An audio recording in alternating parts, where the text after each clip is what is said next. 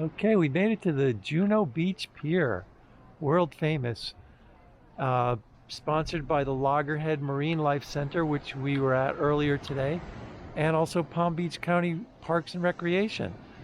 The hours from November to February are daily, and March to October is half an hour before sunrise until sunset. So we're still in the lower time frame until October 31st. So the pier is open until sunset, which is about an hour from now. Here's all the fishing rules and also the pier rules. No, the following are prohibited: biking, skateboarding, diving, jumping, etc. And the fishing fee is $4 and the spectator fee is $1.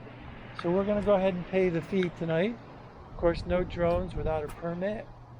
And we're going to go to the end of the pier to see the sea turtle rescue equipment that they have at the end of this pier. There's Juno Beach right there on our left, not too crowded this time of year. Hi folks. Hello. I think she paid already. Yes. Thank you. And there's the pay station right there where you give them $1 each. And the beach is not crowded because we're in October right now, and a lot of the schools are back in session, and so the beaches are not crowded this time of year. It's one of the best times of the year to go to Florida for a beach vacation.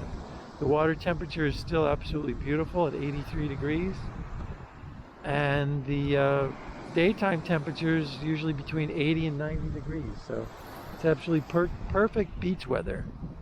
So we'll see you out at the end of the pier where we're going to find the sea turtle and bird rescue equipment at the end of this pier that we saw in the photos online. We'll see you down there.